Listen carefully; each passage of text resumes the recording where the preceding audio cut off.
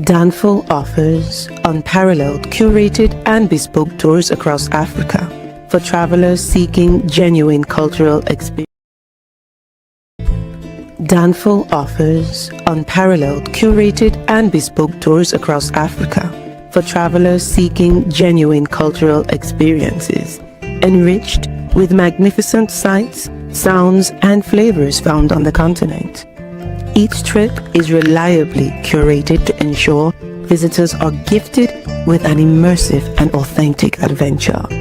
Whether you find yourself strolling along the charming white sand beaches of Sierra Leone, feasting on the mouth-watering delicious foods in Senegal, observing or partaking in various aspects of the Isheshe traditional system Ifa native to Yoruba land, Nigeria, with Danful, you will rediscover a fulfilling sense of kinship to the true heart of the motherland, her communities.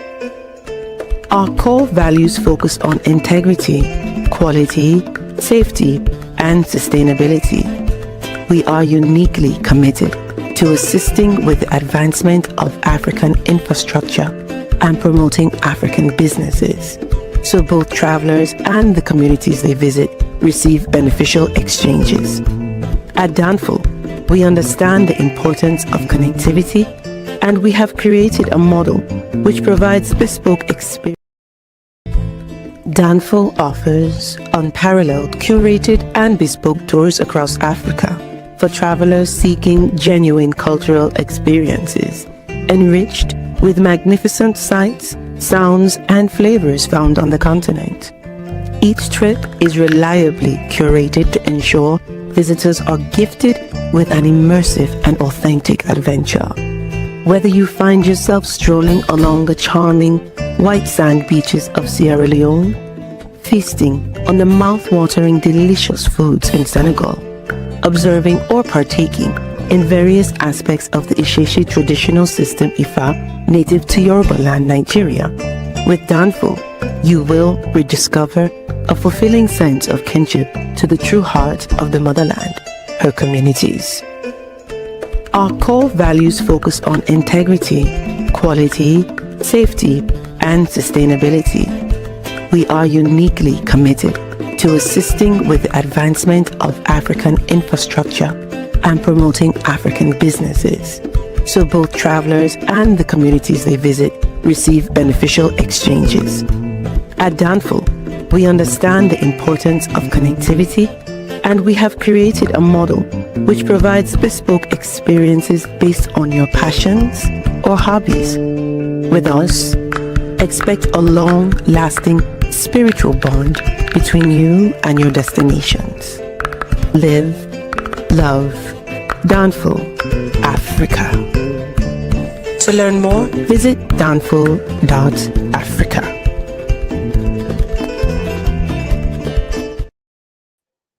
Peace, family. We are live again. Dynasty Mirror Search for Huru. Thank you all. Thank you so much for joining. I apologize about the technical difficulties earlier. I don't know what happened.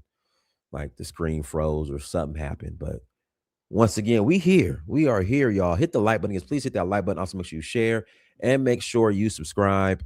I will greatly appreciate it. Got a couple of announcements. We are rolling to Cape Town end of March 25th through April 2nd for the Jazz Festival. Again, we're rolling to Cape Town March 25th through April 2nd for the Jazz Festival, Cape Town Jazz Festival. If you're interested in joining us, please visit donfo.africa. Again, if you're interested in joining us, please visit donfo, DANFO .africa. Well, would love the host. Love the host y'all in Cape Town. Cape Town is a beautiful city. Cape Town is an absolutely gorgeous, stunning, beautiful city. Shout out to Darius, everyone.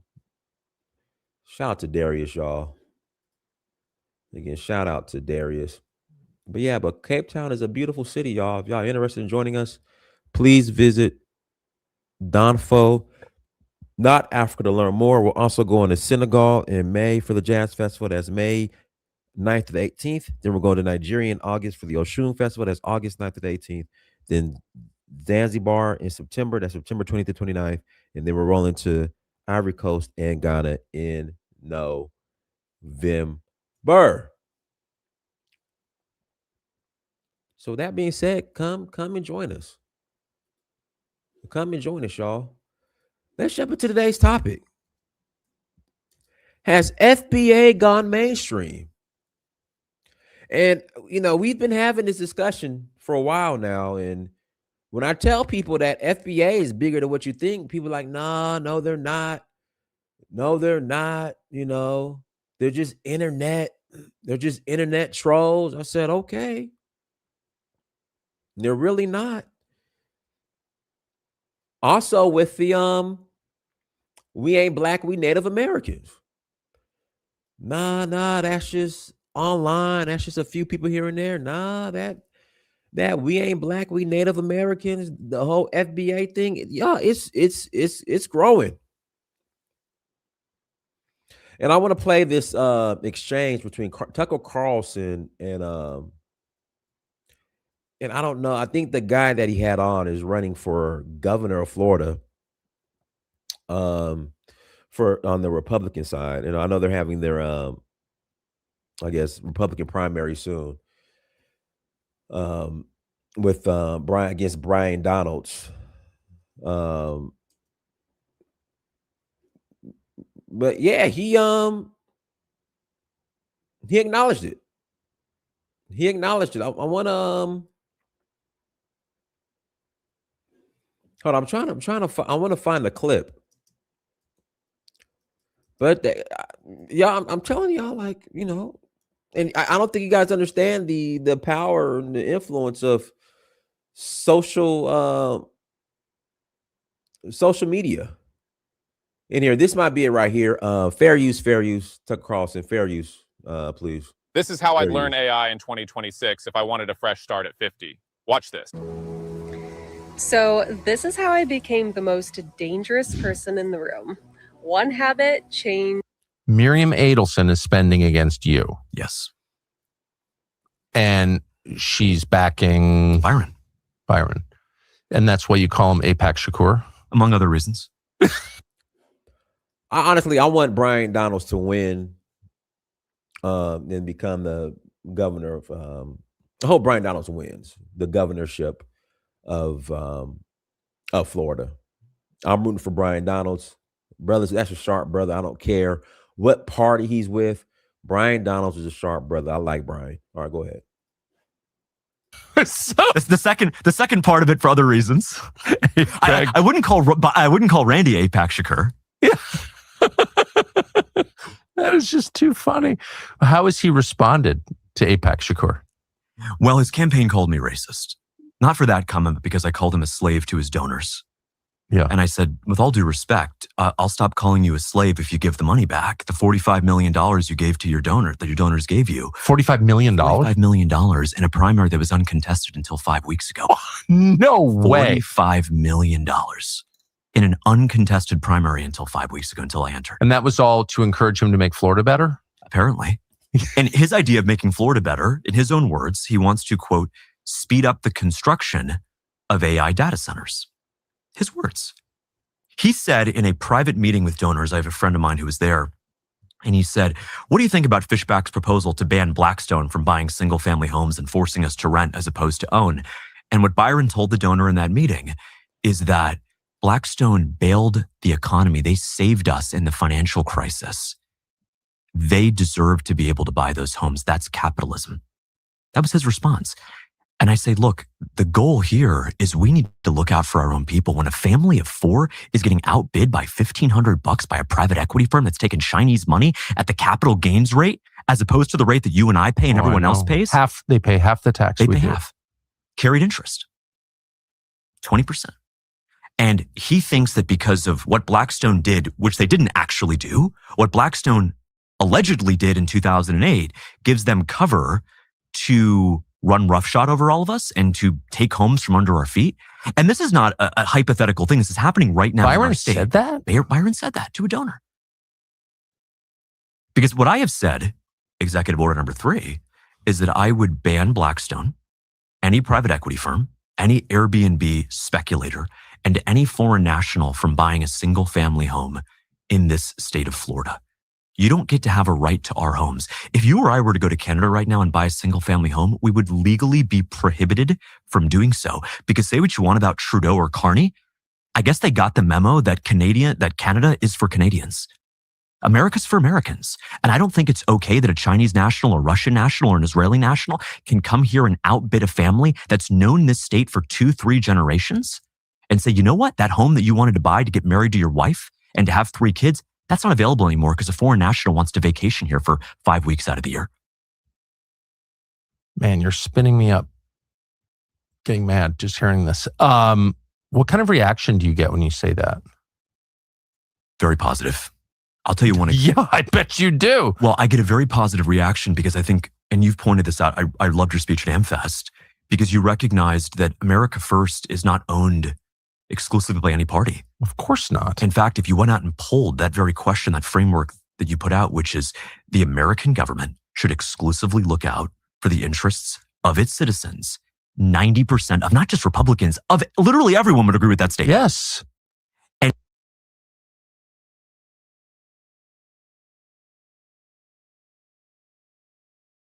Sorry about that. I was muted. Tiffany, you're injecting reparations into this conversation. Brian Donalds is against reparations because he said his people are foreigners. I'm good with him losing off of that.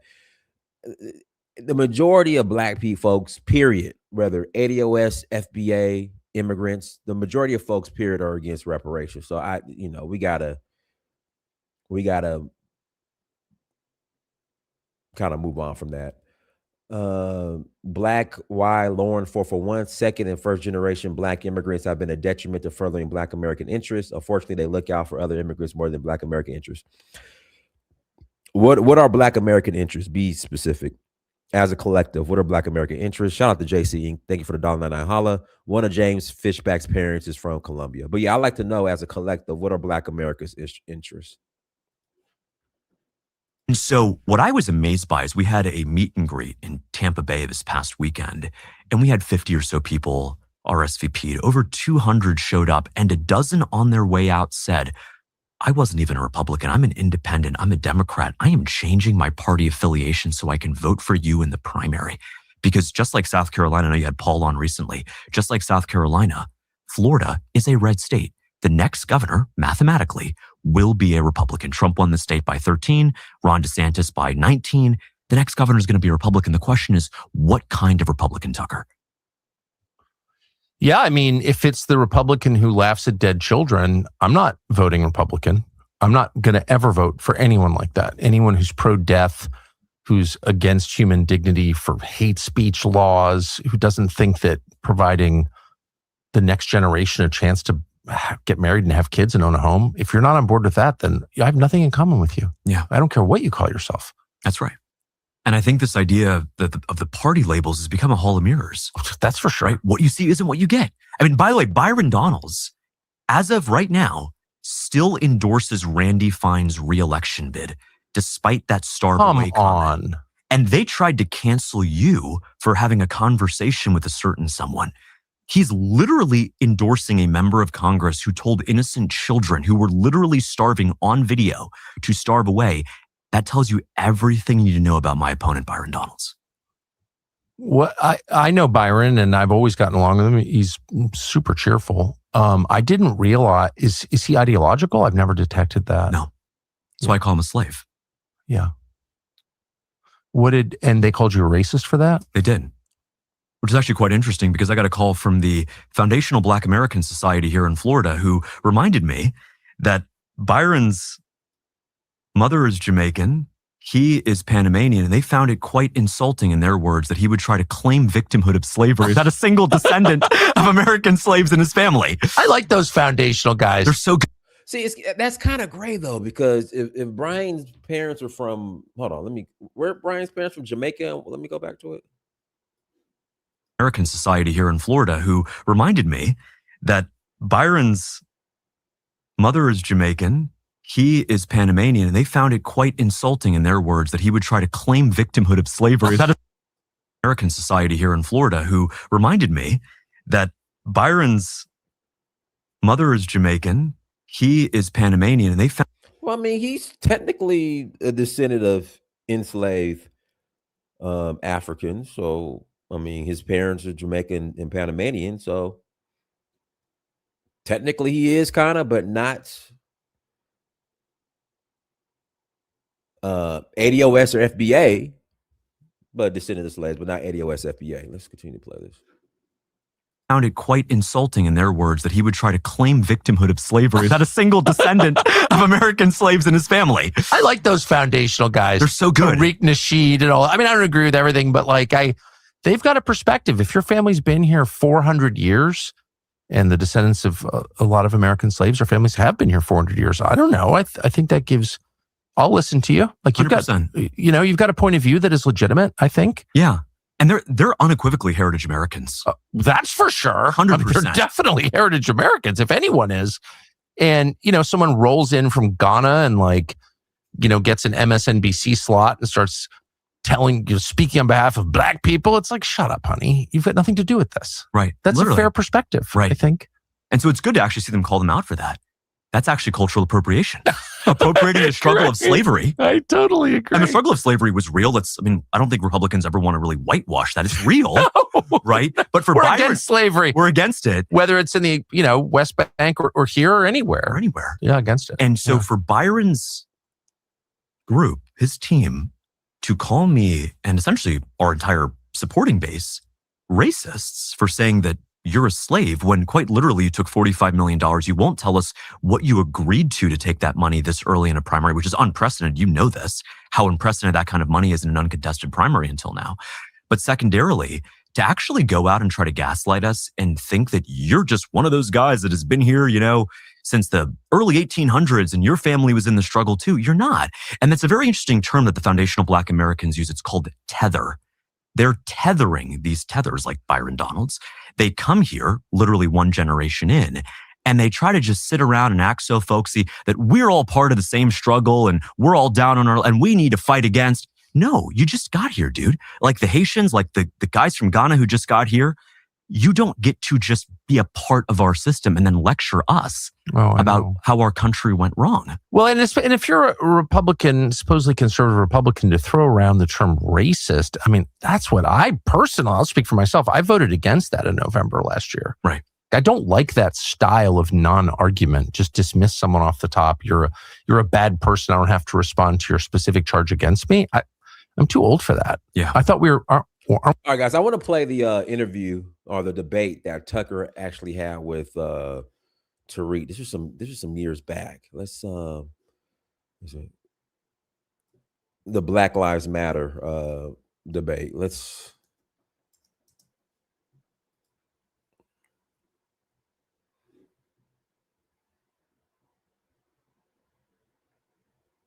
here we go right here.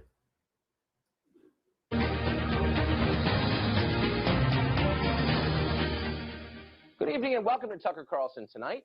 Donald Trump is officially the president-elect of the United States, the Electoral College having voted yesterday. Many of Donald Trump's critics, meanwhile, have also reached a milestone. They're officially hysterical, some having reached a diagnosable level of panic and overstatement. It isn't just that the other guy won. In their view, it's the end of civilization itself, the beginning of a post-apocalyptic hellscape where Nazis fill the upper ranks of our government. Where'd they get that idea? Well, maybe from people like our next guest. Tariq Nasheed hosts a podcast, writes books and movies, has his own radio show. He's a robust presence on Twitter where, just this morning, he wrote this, quote, Trump has appointed to his cabinet people from the alt-right, a white supremacist sect that literally throws up Nazi salutes, hashtag never mind president. Hey guys, am I back on? Yeah, they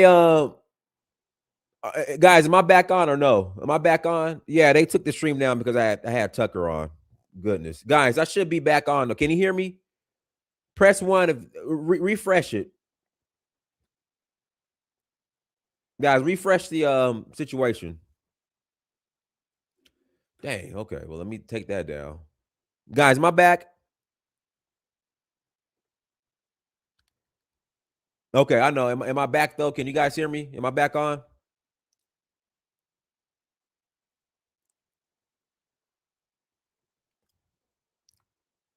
That should be fair use. Can you guys hear me? I'm back. Okay, guys, refresh. Do me a favor, refresh your browser. Guys, refresh your browser. Fair use, fair. I said fair use. They still took it down or stopped it. I was on screen at the bottom.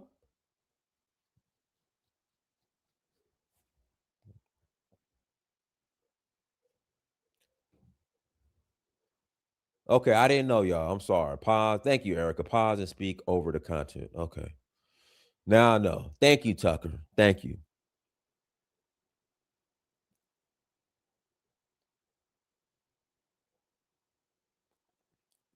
Okay, I'm back. All right, I'm back.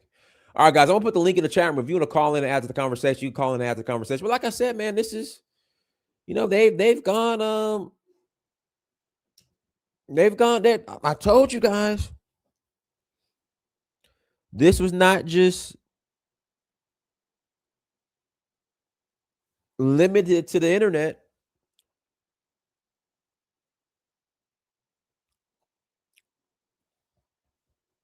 Guys, press 1 if I'm back live streaming. Press 1.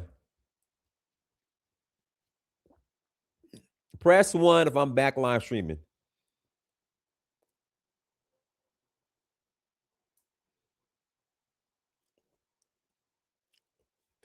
Okay, thank you. All right, Pam Mulatto, go ahead. Peace, and can you hear me clearly? Oh, guys, real quick, N-word tariff. You said the N-word is a $10 tariff. Go ahead. Yes, sir, and I definitely will not violate that.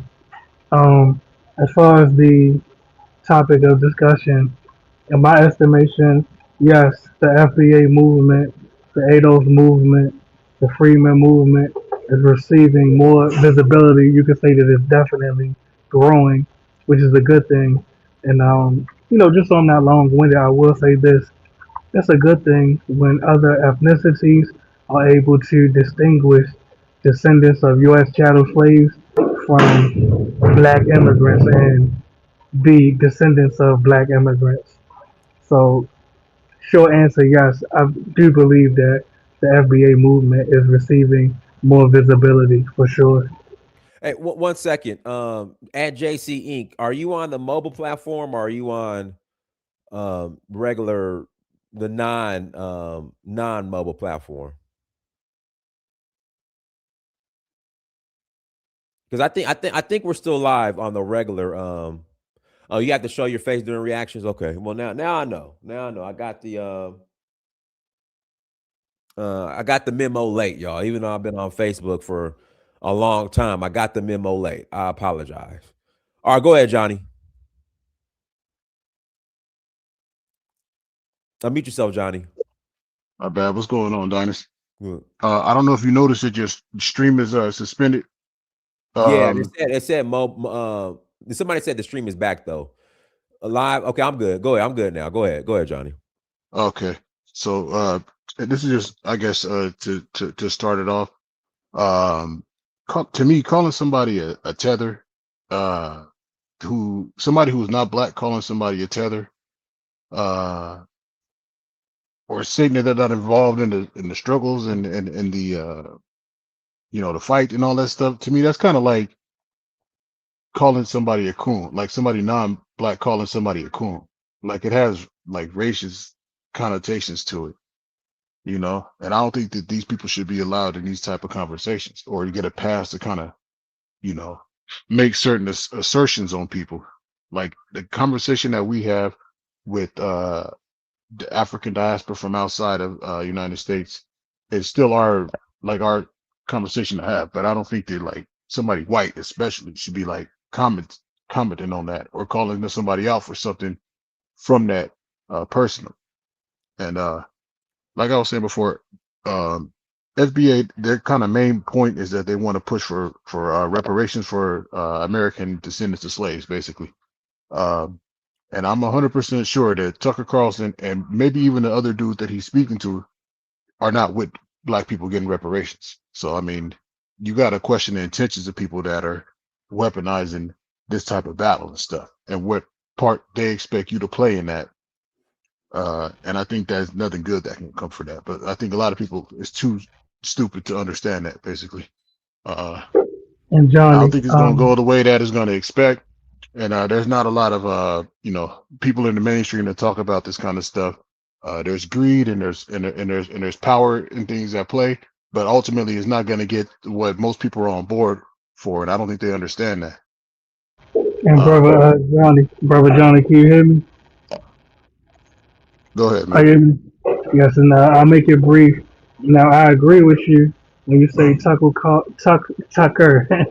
Tucker Carlson, and the other Caucasian are anti-reparations. I agree with you wholeheartedly, but I think the part that you're missing is that Tucker Carlson and their other Caucasian are definitely anti-mass immigration, and they are pro-mass deportations, and these are things that the FBAs, the ADOs, and the U.S. Freedmen agree with. Not only do we agree with mass deportations and being anti-mass immigration, we acknowledge that we benefit from mass deportations and banning immigration to the U.S. because mass immigration has literally contributed to the eradication of Black American communities nationwide. I can even cite some examples if you want me to, but if you understand my point, I'll land right there. All right. Well, my point is, on a national level, we have a lot of people that are going to be victims to that. The majority of immigrants that's coming to America are not African immigrants or even Caribbean immigrants. The majority of them are Hispanic immigrants, and those are the ones that are really destabilizing the communities that we have here. But again, that has nothing to do with the actual battle that's taking place, or the reason why these people will want to have play part in trying to get you into their side. All right, And brother, let's go. it's like having a large bill, and in this bill, there's things hidden in there that they get support for, but there's other things in there that are benefiting themselves more and might even put you at a disadvantage. And Johnny, just go one step at a time. And even me, I'll try to go point for point with you, just so I don't say a bunch of points and expect you to respond to them all at one time.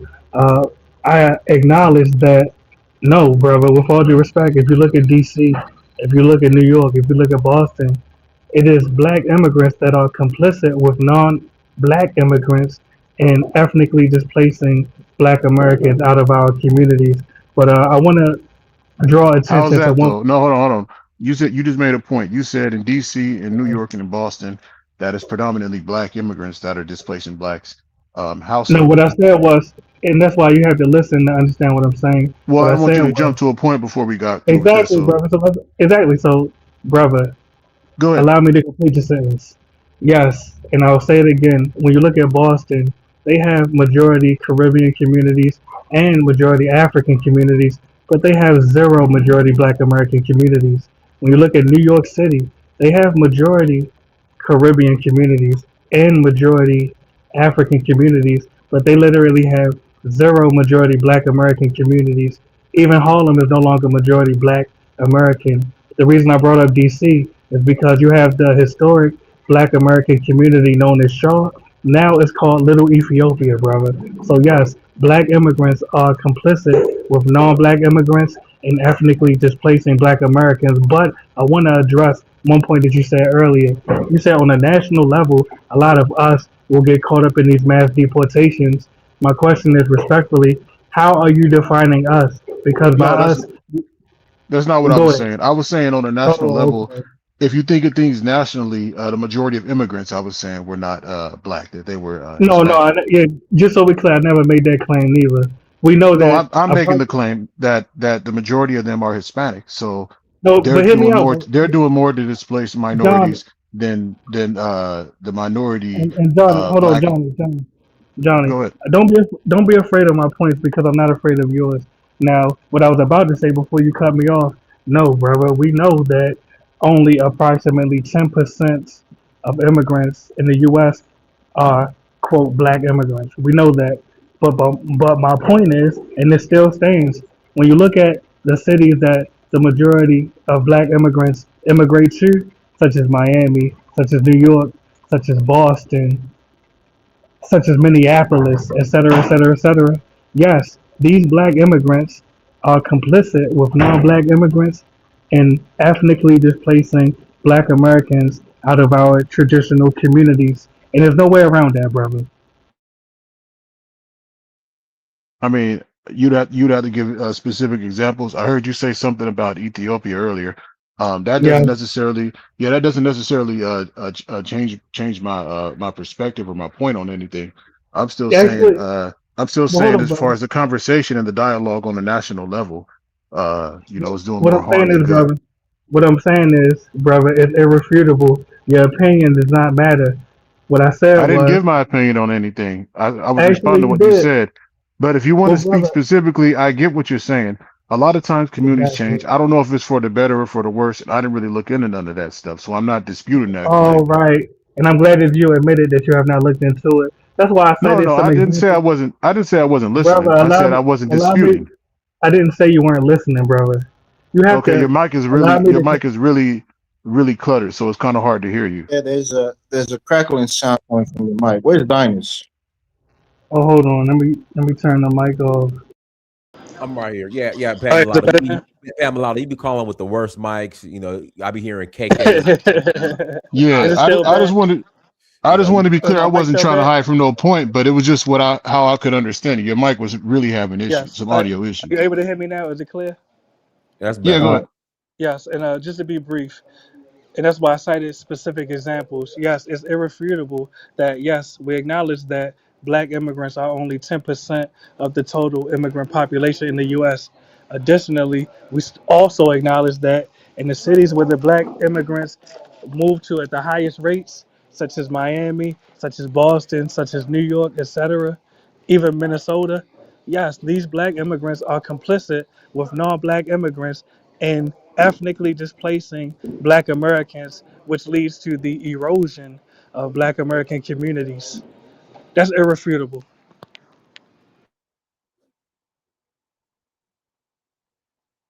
I mean, Could I could I come in, if I Dinus?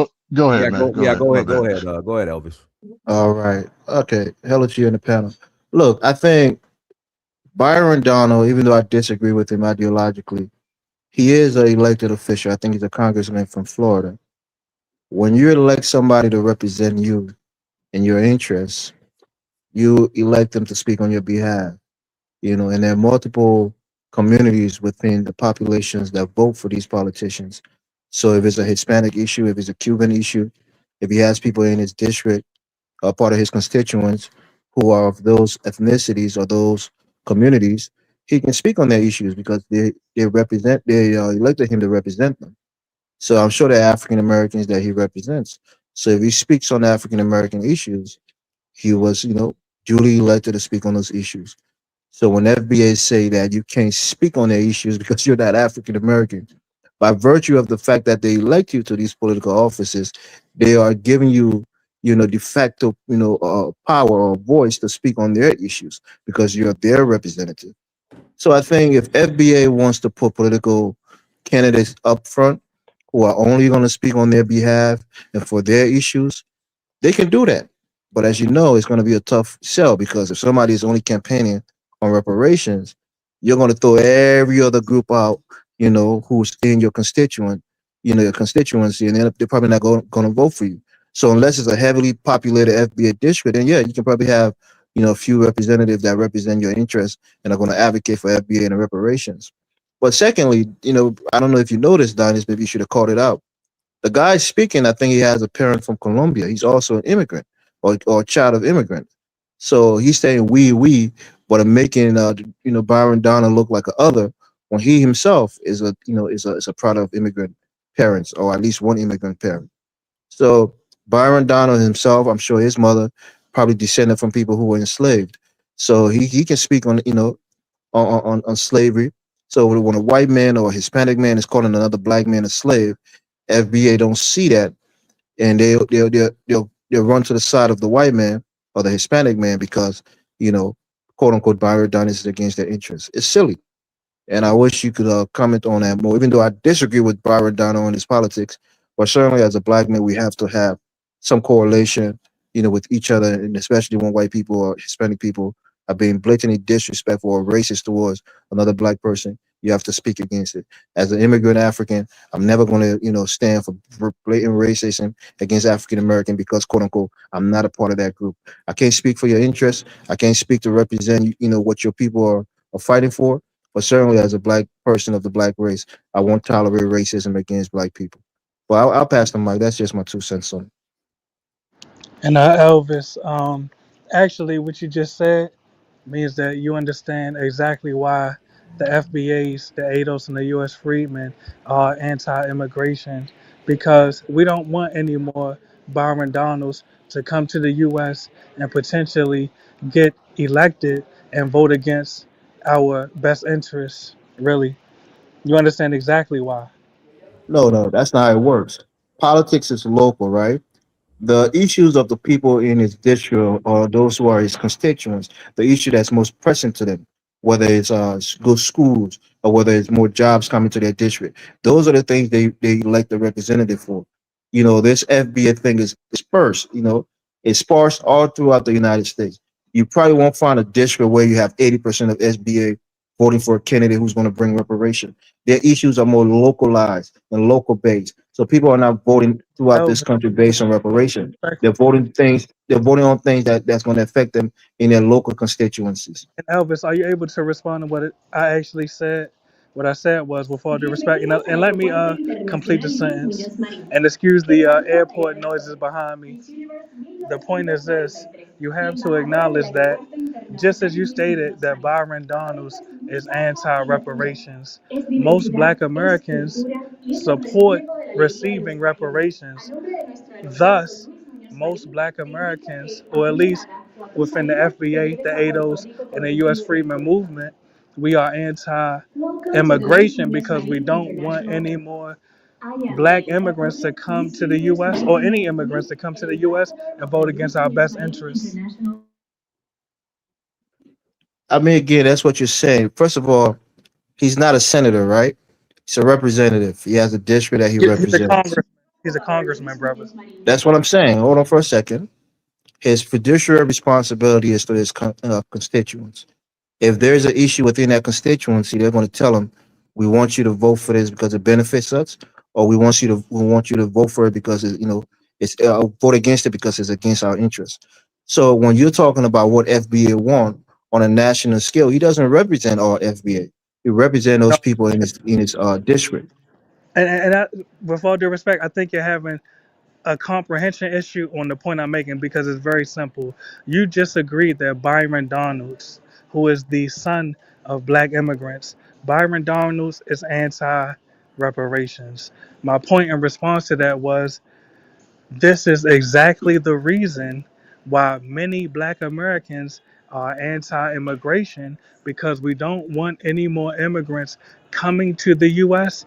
and voting against our best interests. Can you understand that simple point, brother?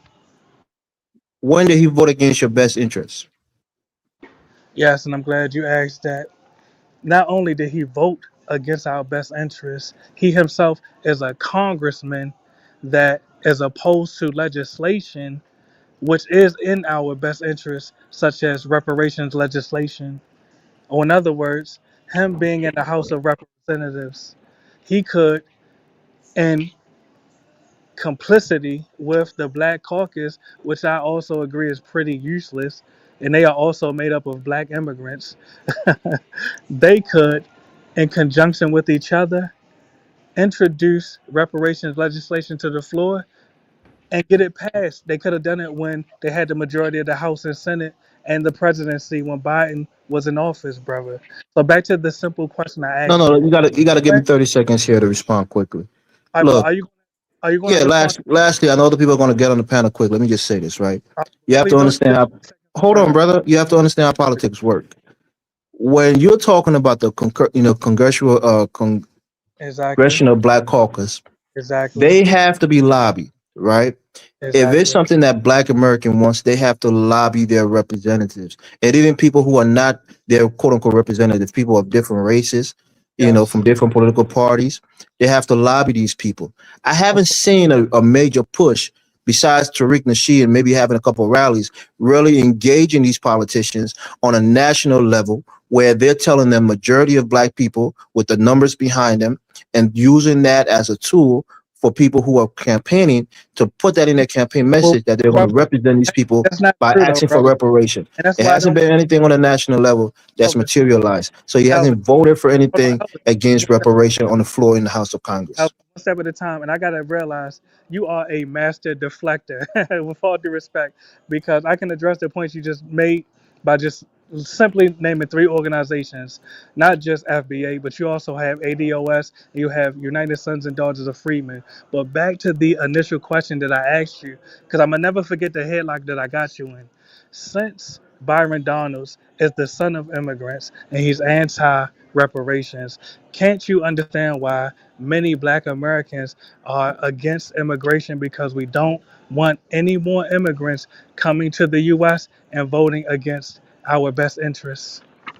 That's what I keep saying. First of all, you can't quantify the amount of black Americans who are quote unquote against immigration. Well, you might have forgot Second of all, there hasn't been any the tangible question. bill.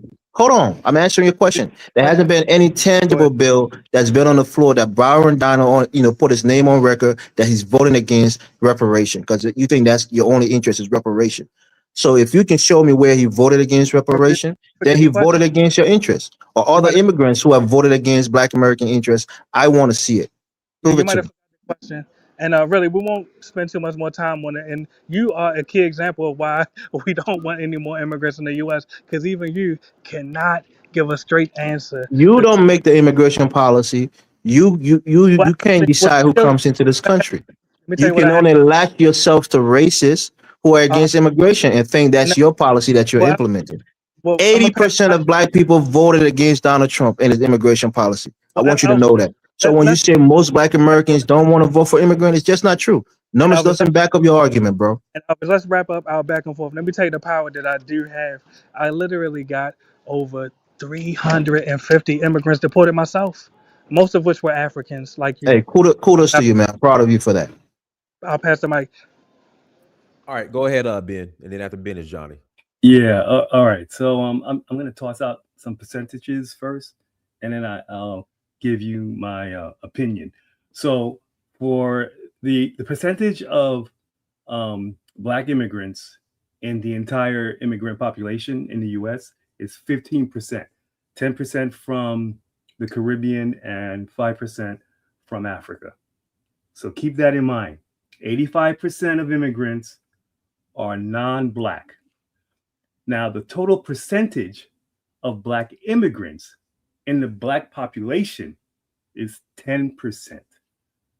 So now my question to the Black Americans, FBAs, ADOS, my question to you is this: why is it that you have so much energy online to go after Black immigrants when your real threat is not Black immigrants, it's the non-Black immigrants? That's one.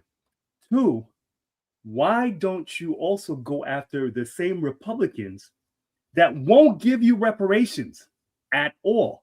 So I'm wondering, what group, right, do you feel you have a chance that would vote in your favor for reparations? If you don't think that the Republicans are not going to do it, the white Republicans are not going to do it, the Black immigrants are not going to do it, and I'll give you half of the Democrat Party is not going to do it.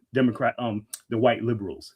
So how do you? I just don't understand. I mean, I'm for, like, I want you guys to get reparations, but I don't understand, why is it that you guys have so much beef online with Black immigrants when you get more hate from the non-Black? And let's answer that. Let's answer that. Number one, I call ICE on Latino immigrants, European immigrants, African immigrants, and Caribbean immigrants. I have no picks.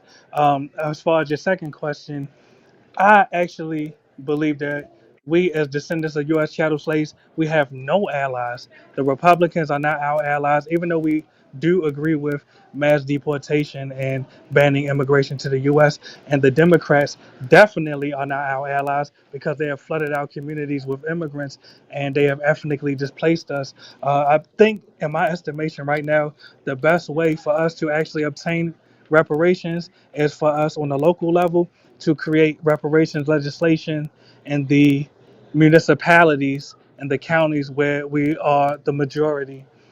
Really, in my estimation, this is the best way to get it tangibly within our lifetime. Now, on the federal level, it's my estimation that because of race mixing, due to the rapid rate of the mulattoization of the United States, in the future, the majority of the population will. Did he get cut off? Yeah, I think so. Yeah. So I wanted to follow up and ask him. So why is it that all of the content, 99% of the contents from video content from FBA's online, it's about tethers, and why don't they use that term on black non-black immigrants, because they're coming into the U.S. through the 14th Amendment as well. So why is it that their beef and is with just the black immigrants? I don't understand why ignore the non-black immigrants. It's as if I don't know, maybe it's a racial hate that's going on, because it doesn't make any sense to me. It doesn't make any sense that FBAs are ignoring these non-black immigrants online. It just doesn't make any sense. I think people think of it as a way they can kind of punch down. You know what I mean? They find it as somebody that they have something over in a lot of ways, and they try to weaponize that. Because from what I see, I can't see nothing specifically the immigrants, black immigrants, are for, like as a whole, that other people can't seem to agree with, or that goes against the best interest, like dude was saying, of black Americans as a whole. We have our two political parties. A lot of the stuff is on the liberal side, but the majority of blacks have been liberal in this country for a long time before this mass immigration and all that stuff. I'm not saying I'm for mass immigration either, but I'm saying if there's some people to single out, it's not fellow blacks. It's definitely going to be more of the people who are taking advantage of the system in the first place, which is going to be the majority of Latinos and Hispanics. And So I like to Guy, let me pass. Teddy, did you speak, Teddy? No, I didn't. No, I didn't. Yeah, my Teddy, question. Teddy, are you on speakerphone? No, actually, no, I'm not. Are you on Bluetooth? No. Hold on. I'm trying to get to an area where it's more quiet. There's a lot of music. It sounds better now, because it was like you in a empty room. But go ahead, Teddy. Did I pass it? Yeah, my question is for Pan Mulattoism. I guess that's your name. Peace, King. Yes, sir. How you doing? Okay. Yeah. First of all, Byron Donalds is not an immigrant. Byron Donalds was born and raised in New York. He's black. Yeah, I never said he was. I said he's a You descendant of did. immigrants. You said he was from. You did earlier. No, I said he's the child of immigrants. But go ahead, bro. No, you said that. You said he needs to go back to or he didn't need to come. He came. Just rewind the tape. It's all right. But go ahead. Oh, okay. And second of all, the majority of the Congressional Black Caucus are not immigrants. Only 15%. That means the other 85%. Who said the majority of black? I missed that part. Who said the majority of black? What's his name? Pan Mulattoism. Brother, just rewind the tape, brother. You'll see what I actually did say that. You said that earlier. What I said was that the majority of the CBC were immigrants, were black immigrants. They are not. They are not. Just rewind the tape, brother. I'm not going to argue about what I didn't say, but go ahead, brother. Maybe you weren't listening to yourself. I don't think. I mean, just to keep it factual, I actually don't think that's what he was saying either. He did say that. Thank you, brother. You did say brother, that. you got smoked for no reason, brother. It's all right. You said the majority of the CBC are black immigrants. They are not. It's only 15% are black immigrants. The other 85% were born in America. They're black Americans. The second part is actually false. No, many of them are the children of immigrants, meaning that they are not ethnically black American. But go ahead. Okay. Anyway, my point to you, or question to you, was Yes, sir. How are Black immigrants complicit in the displacement of Black folks in America? How? You Yes, didn't the answer same way. how. You just said they were. How? Let me answer that, brother. And let's not make this a contentious discussion. Peace be upon you. Now, the Black immigrants, much love to him. The, the point is that the Black immigrants are complicit in ethnically displacing Black Americans the same How? way that, well, allow me to complete the sentence, brother. The same way that all of the other immigrants are. Every housing unit and every job opportunity that goes to an immigrant, don't you realize they could have went to a homeless and or unemployed Black American? Okay, so again, like That's the speaker before me said, why is the focus on Black immigrants and not on all immigrants? Yeah, and or maybe the my phone went majority out of because I got a immigrants. phone call. Let me answer this question. And my phone might have went out because I got a phone call and I'm at the airport.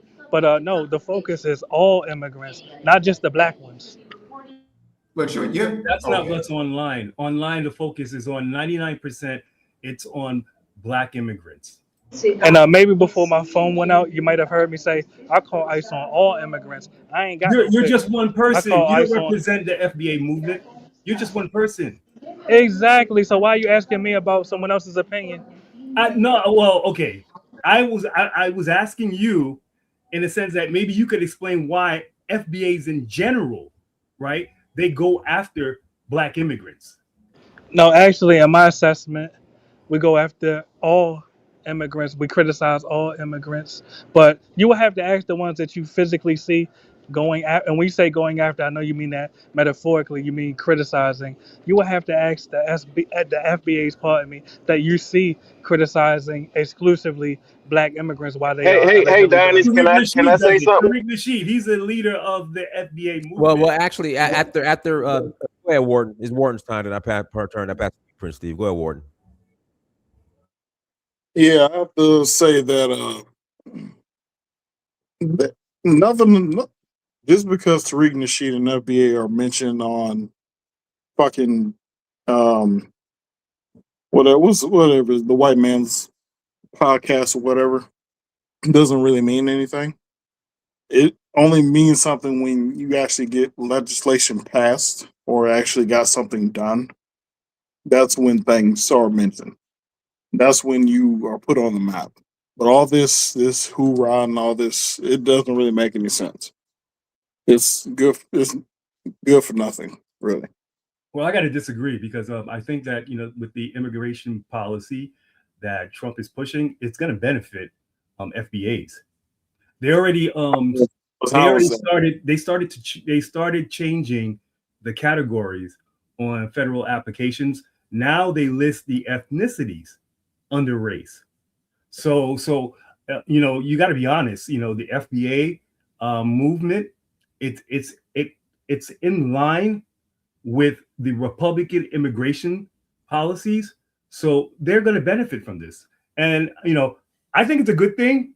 I just don't understand why they focus so much on Black immigrants when Black immigrants make up really like a small percentage of the population.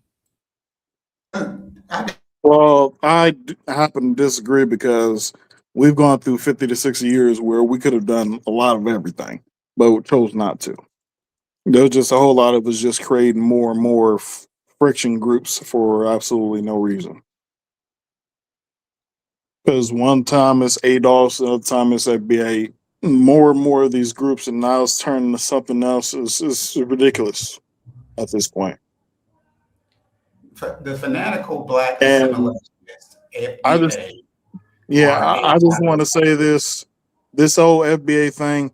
I'm not going to call myself something that was literally named after a man who literally just wants to trademark everything just so And he can create. I'm not going to name myself after that shit. I'm no, I sorry. hear your point. One thing I'm noticing is that all of the, I'll call them opponents against the Black Americans, they play the same game. They say, well, why you focus on me? It's them doing this. For instance, the Black immigrants say, why you focus on us? It's really the Latinos. The Latinos say, why you focus on us? It's really the white man. The white man say, why you focus on us? It's really your Black African brothers that sold you into slavery.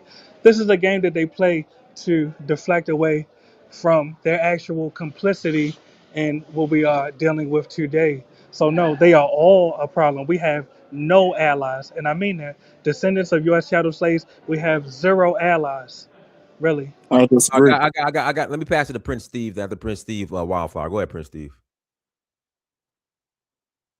Unmute yourself. Oh, I'm here. I'm here. Man, I love this conversation. But I want to say, as somebody that is an FBA descendant, but I also have a Jamaican mom. So I come from both worlds. I got a Jamaican mom who's black, and I got a FBA father who's from South Carolina. I think it's all bullshit, man. We all the same people. We're all African descent. I think it's some bullshit, man. And I think this whole FBA thing, man, when I'm in Atlanta, man, don't nobody give a fuck if you Nigerian, if you African, if you Jamaican, if you Trinidadian. We don't give a fuck about that shit. Nobody really talk about in the real world, nobody actually talks about being an FBA. I think the shit is divisive. The other thing is if you ask me to check on the box whether I'm Caribbean descent or African American, I'm gonna check African American or Black American. Why? Because my dad's from America. I got 7 generations of family of ancestors in the United States. But I don't think that we're no different because when the slave trade happened, you had a lot of slaves being sold from Jamaica to the United States. This is in the 1800s and vice versa. So I just think this is some bullshit, man. The other thing is when you talk about I don't understand that whole FBA victimhood, right? All a lot of black people are oppressed around the world, man. We were brought here against our will in the transatlantic slave trade. We were treated as second class citizens, not only in America, but in other countries as well. So, I mean, what are we saying when we talk about this whole reparations thing? Has Colombia given reparations to the Afro-Colombians in the Pacific? Has Brazil given out reparations? We can sit here and hope and wish and pray for reparations, but that day may never come. What we need to do as black people in this country, where it's prosperous, where we pretty much have a $3 or $4 trillion economy amongst black people, because we spend that amount of money every year. We need to put some of that money together, collaborate, start businesses, man. We need to go to banks and ask for loans. If we can put $20,000, we can get a $200,000 loan. You can get a loan based off of 10%, off of what you have in your savings. If you could just put 10% down, guess what? You can get 100 times that in terms of a loan. Why can't we start businesses together? Why can't we collaborate together? Why we always got to compete with each other? Why we got to be divisive? We had Why like we got to 50, be 60 divisive, years of dog? that. We had 50, 60 years of that. Well, I think if he blows up the world tomorrow, I think it's done. It's done. So, but I mean, this whole FBA thing, man. When I see a black person, I just see a black person, man. I don't see no fucking Caribbean, African. You a black person. hey, But Prince Steve, can I You are ask you? African. Do you believe? But Prince Steve, do you believe that Jamaicans and Haitians are the same? Yes, Well, you know you're absolutely. being They descend from delusional West when you say Africans, that. But brother, you're delusional when you say that. Is an Igbo and a Yoruba the same? and that's tribal. But when we Yes, came but I'm here and asking. chains Are they around the and with same, yokes bro? around our neck, when we came here with chains and yokes around our neck, guess what? We were all the same. No, I'm They all asking a saw question. us as black and as No, Negroes. so we don't judge ourselves by what the white man called us. I'm asking, is an Igbo and a Yoruba the same? Heck yeah, they black. They African. So you're delusional, I And look, guess. look, look, look, look. This is what I'm saying. The way the outside world looks at us. I'm talking about outside of the black world. All But they we see don't is judge black ourselves people. by how. But we should never judge ourselves by how others see us or define us. We have to define See, that's ourselves. our problem. We can't never get together and act as one. But watch We this. can't never But unite. That's why we but can't build Steve, a world can class I ask you? economy, world class I will military. say What this you though, mean? Pam. Is the Pam, a lot Japanese of and the wisdom. Chinese It's the a same? lot deeper than that. But It's a let lot me deeper answer than that. that than just Is the Igbo Chinese and and the Japanese the same? yeah. Is the Chinese and the Japanese the same? They're No, both right? Asian. It don't They're matter. It both don't I matter Yes, mean, but Asian. are they colonized the the each other same? Chinese multiple and times. Japanese look at black people and say, "Oh, those are black people. Those are Africans." When you Yes, go around the Chinese and world, Japanese people have if I don't gone to open up war my and mouth, enslaved each when other I don't multiple open, times. yeah, if I don't hold on, but open let's up not my have mouth and I'm in ADHD though. China, they're gonna think that I'm African. Exactly, but let's not have ADHD. Just because I can look at the Chinese and Japanese and think they're the same, does that make them the same? They are both They're Asian, Asian. They're Yeah, Asians. but all Asians are not the same, right? The only but Asian all that you Asians can are actually say Asians. is different Hold is on, you probably just the heard that. Indians. All Asians are not the same, They're, correct? they're, All they're, Asians hold are on, hold on. Asian. So there's This is not subgroups of rocket science. Asians, I'm but asking. they're categorized in the East Asian Exactly, and category. all East Asians They're are not the all East same. Asian, but they're Uh-huh. of different subgroups. But they Exactly. are East Now, Asian. They now still apply are that same under the logic. East Asian umbrella. You just said it. Now apply that same logic to the African diaspora. We are all racially similar, but we are not ethnically the same, correct? But We are all racially the to same. you. Let me say this Don't to run you. from that Actually, question. it's a lot deeper than that because multiple tribes went to war and pretty much enslaved each other. Well, enslaved some of each other, Hold on, and but brother, those people that were topic doesn't. enslaved were free to learn the tribe that they were enslaved Hold under, on, but Warden, becoming Warden, you part of those stop. people. Hold on, But that's Warden, you not stop. that's not that's Hold not on, hold on. immigrants' fault. Let me complete the sentence though. Warden, you literally just stopped the light bulb from going off in Steve's head. The point is, just because I can look at a Japanese and a Chinese and think that they are the same, that does not make them the same. Just because the white man looks at us and looks at a Jamaican and looks at a Haitian and looks at a black American and thinks that we are the same, that does not make us the same. Can you understand that? Well, So let me let, you let me asked I what mean, respond to you're that. putting yourself at a disadvantage. Vietnamese that Let me owns a respond to Chinese that. restaurant if they're not the same. You Let, ask let I a me mean, Vietnamese there's that a owns lot a of white Chinese people that will tell restaurant, you they're not different. the same. you, They The know white they man are had to equal. find us. Shit, they doing that right now with the Europeans. They're saying, no, we can't let the European, like, come on now. yeah, We but can't Warden, let the European America go. America was built hold on, on I think racial Warden has a classification. comprehension issue. America was built on racial classification. So, because I was here, I came here in '71, so I know how America viewed population. So back in the day, it was about race. So Black Americans would always say when Black immigrants would come to the U.S., "You guys are Black," because that's how people were identified by race. But now there is this new movement to recognize ethnicities.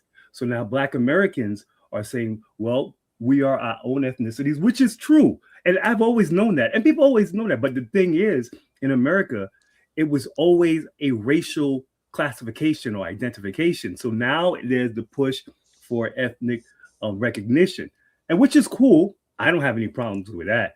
But Black Americans need to take the blame alongside with white America because the racial identification was pushed on people that foreigners that would come to the US. You can't blame this on us.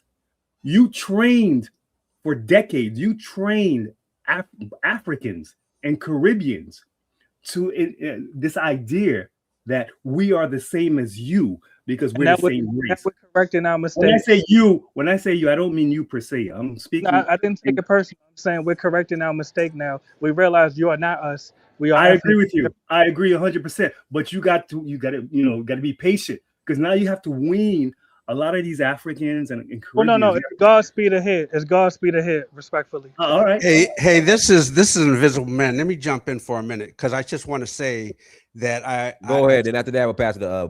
No, actually, okay, Invisible Man. Then we got to pass it to Wildflower. Okay, Go I ahead. just We'll pass it to Wildflower. I came in not too long ago, and I just want to say that I do think it is becoming more mainstream, not because of that the white guy that was talking about FBA, but if you notice, they said heritage Americans. Well, if you look that up, Heritage American came into existence just last year in September or October. I think that's as a direct result of listening to Black Americans, foundational Black Americans, as we call ourselves.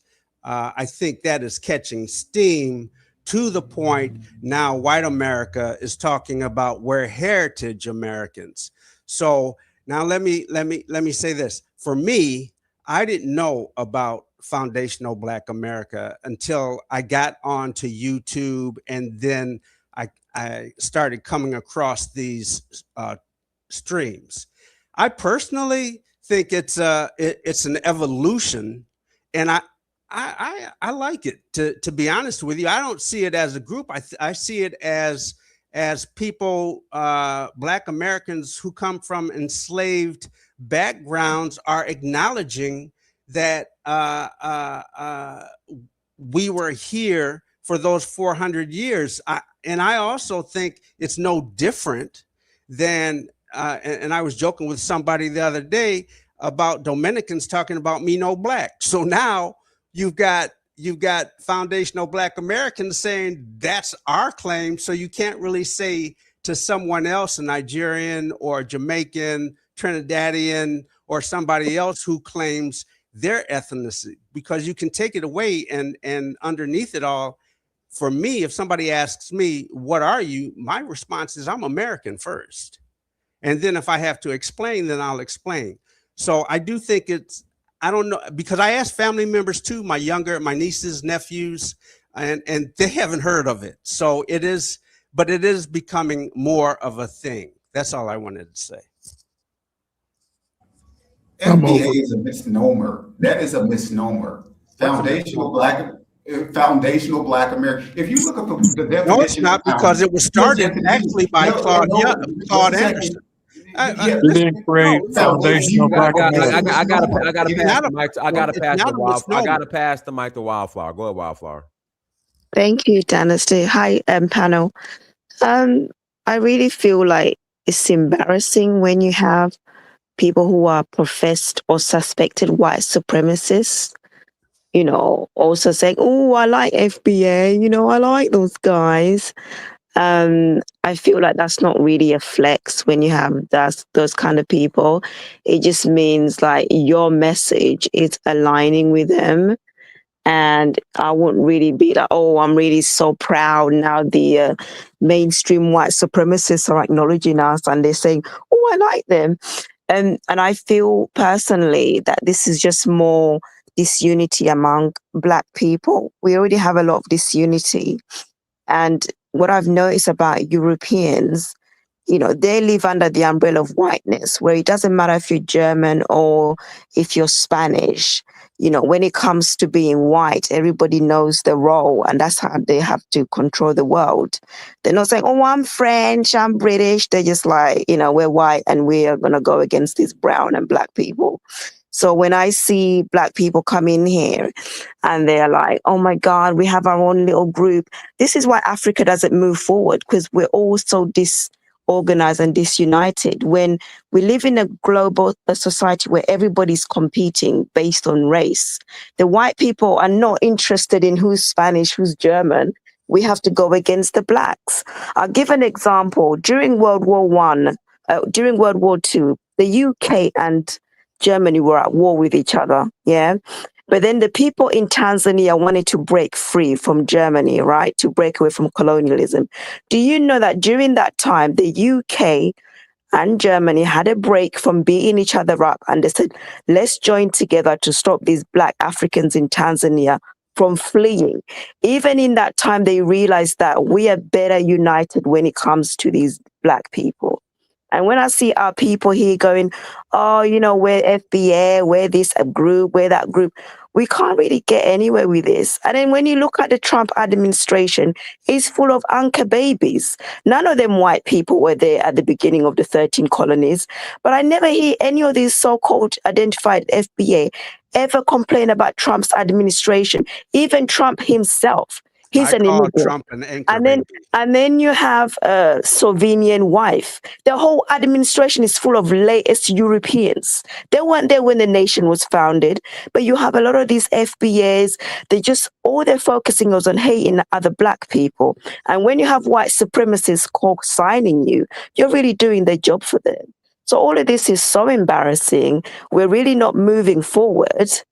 as a group. When you have Asians, they all getting together as a group. The Arabs get together as a group. The black people are the ones, oh, I'm this black, I'm that black. This is why we'll never get anywhere. And it's really embarrassing. Hey, for me, I call Trump an anchor baby. So because Trump will say that his father was born in Germany. We know his mother's from Scotland. The But whole administration's full of okay, anchor babies. FBA is exactly. online I and not agree. making I endless agree. videos. Wildflower, FBA is online and not making endless videos talking about all those fake Europeans running your country. Wildflower. I but Warden, agree. Wildflower. Now listen. Now the other thing that I said when I was talking was that MAGA created a new term called Heritage American. So they are listening to us. And none of them not qualified. Then not none of the them were there other at the way, 13 not colonies. These are all anchor babies. These are all anchor babies. Wildflower, I Warden, agree with you. I agree. Now I said that MAGA said they are heritage. They are following the FBA terminology, not the other way around. Yeah, well, I would say that most people in the administrations are not heritage American. They're not there at the beginning. These are all recent arrivals. And I see a lot of FBA people don't have a problem with white arrivals running their country. Oh boy, Wildflower. everybody agrees with you. Allow me to respond to Wildflower right quick. And Warden, respectfully, you missed this key point. Wildflower literally fled Africa to live in Europe underneath the No, white supremacy. but you're changing. That's not the point. You're making it personal because you don't have an argument. You don't have an argument. You're someone who calls yourself pan-mulattism. Do you know what mulatto means? It's a mule. It's a mule.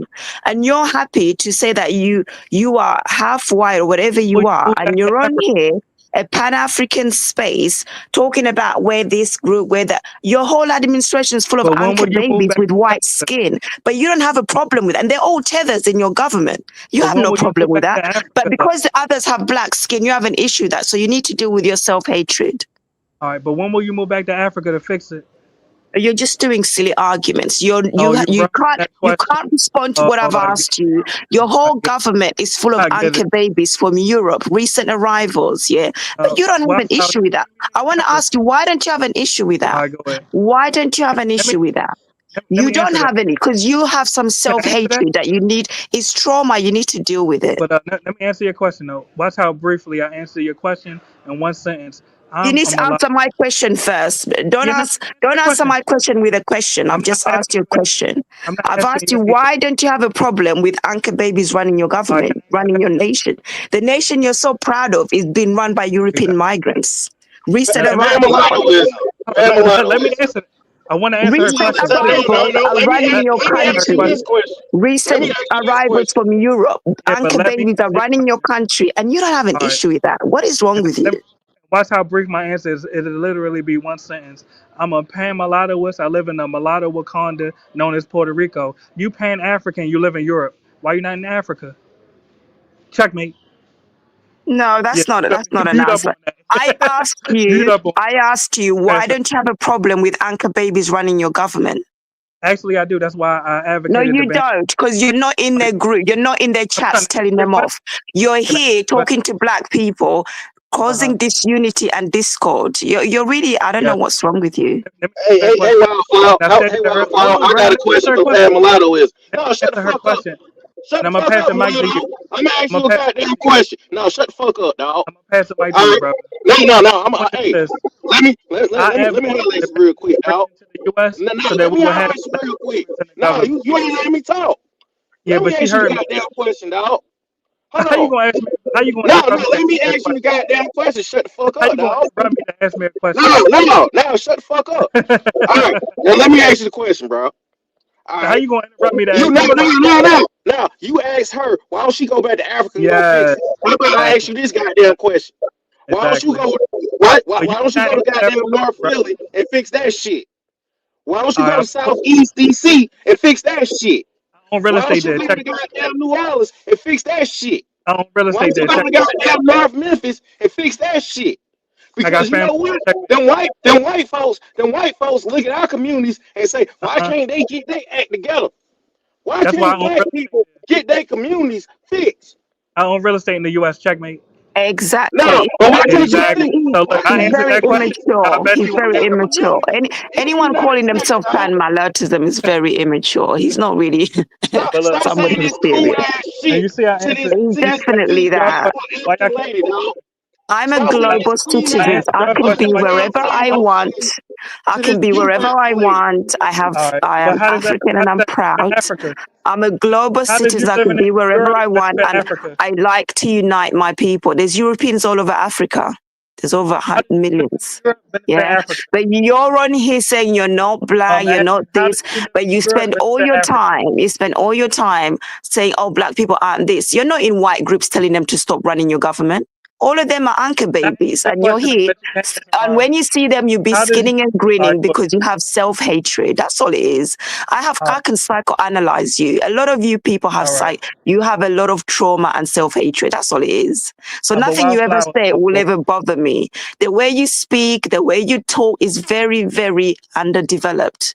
Did you have any development delays as a child? I'm just asking. And you see, I don't interrupt you because I'm not afraid of what you have to say. No, no, My no, no. question I'm is, asking you a how did question you live in? because you come Oh, in you want? here, you say you're half white. You call yourself a mulatto. Does that mean you're half white? Is that true? Yeah, Pamela. What did How you did mix you with? live in Europe benefit No, no, no, Africa? no. I'm asking, why would you call yourself mulatto? Do you know what it means? Because you clearly don't. Yes, yes, I What do do you know what it. mix with, What does Pamela? it All right, but mean? how did you live in What's Europe benefit mulatto? Africa? This is not a mixed race group. So why do you come in here? All right, but how What did do you you live mix in with? Europe benefit You call Africa? yourself pan mulatto. This is not a mixed race group. See, you're laughing because you know you How don't have did an answer.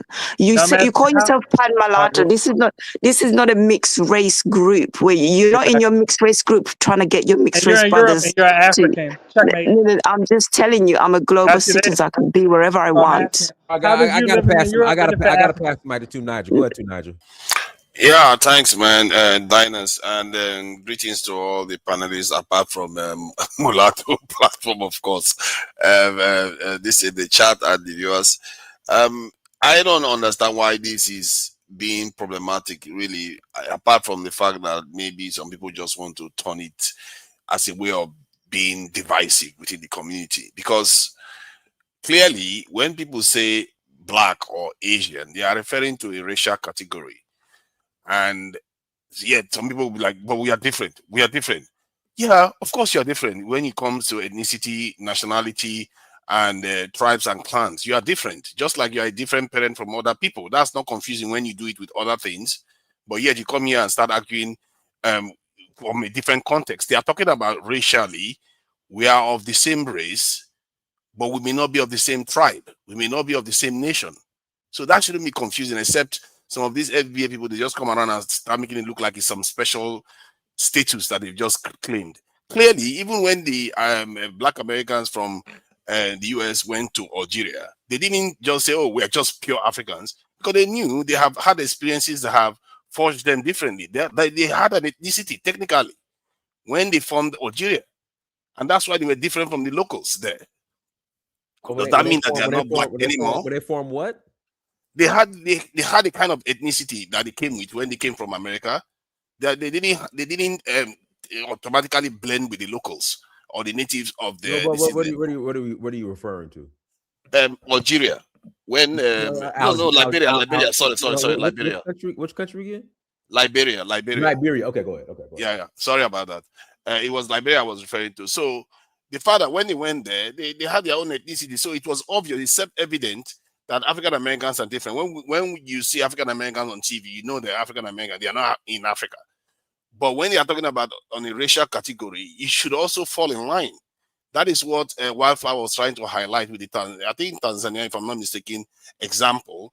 And when the European had that Berlin conference, they basically declared a race war against us. That's basically what they did. So they knew about whom we were, and they came together as a race against us. Did you see any black nation among the Berlin conference signing agreement with them? No, it was only Europeans that classified themselves as white that came after the other that are black. So this shouldn't be any kind of confusing conversation, except some people are just being disingenuous and trying to make it divisive, which I still think is pedestrian, really, because in reality, we are far more united than we like to believe. We just haven't been given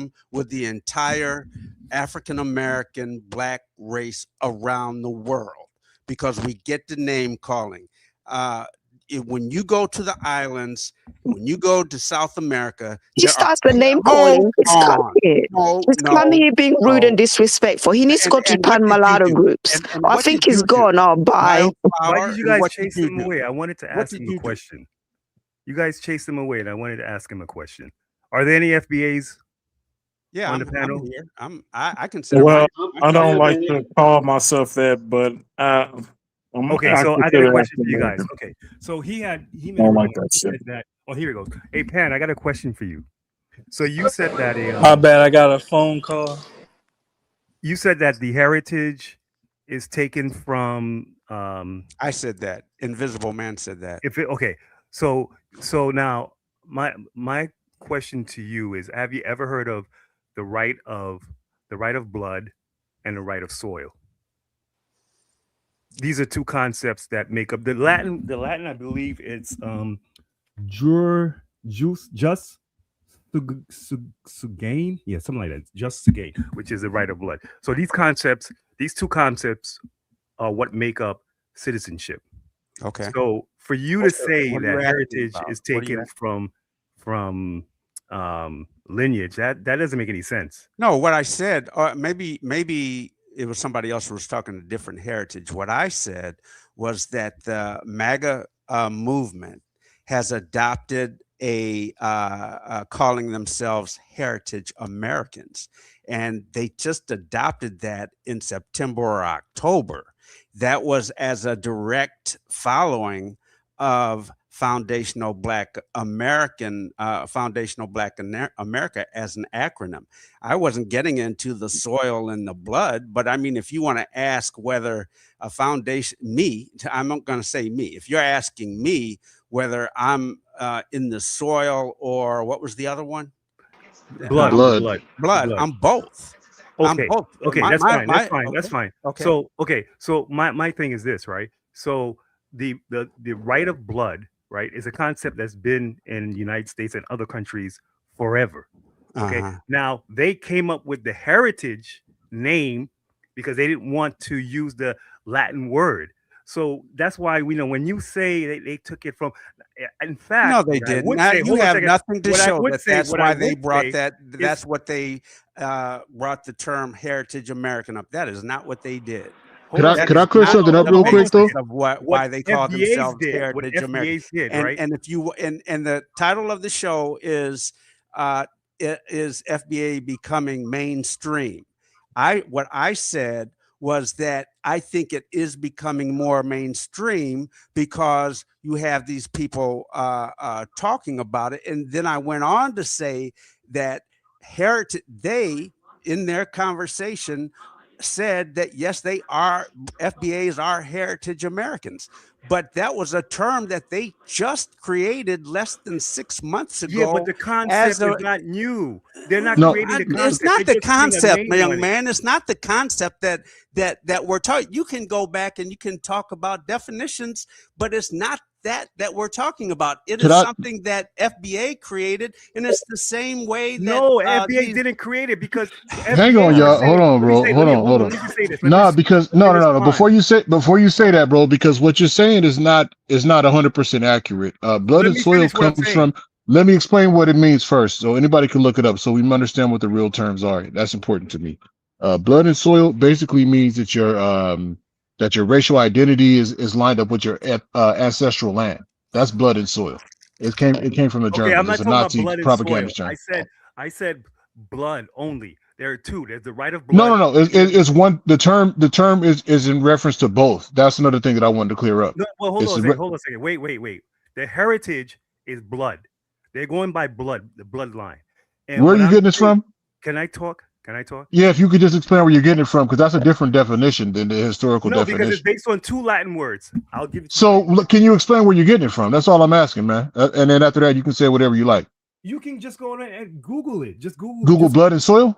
yeah, the right of blood and the right of soil. That's No, it. It'll so give you the so Latin. I'll Google blood and soil and see what comes up. Then Yeah, and I'll get back Google. to you. Look, Google the right of blood. I'm asking where you got this from, man. That's Okay, all. I'll put the website the link in the chat. So foundational Black American I would argue that foundation comes from the founding fathers. So the lineage, like they're copying the same concept that these white supremacists are claiming to the land, which is that their bloodline goes back to the settlers, right? Yes, To the and founding okay. fathers. So I listen. Let me say this. I wouldn't say necessarily that they're saying the founding fathers of the the U.S. 1776, but they're saying that because the first Africans to arrive on this land was 1526, that they had arrived before the founding, and they then created the foundation economically, socially, culturally, and structurally, that then it then became the United States. I don't think they're saying, hey, we're associated with the founding fathers. No, I didn't say that. No, I said okay, the then it's term. confusing. I said the term that the FBAs are using, the foundational Black Americans. It's a play on what the white supremacists are saying, which is that they trace their lineage, their right of blood, to the founding fathers. So the I guess Agos or whoever, maybe they were influenced by right wingers that said, hey, you're gonna be on the same page with us, and you're gonna use this term for you guys. And then they said, use something foundational. Put foundation. This is what I'm saying to you. I don't agree with that, and I think I think Black Americans are intelligent enough to.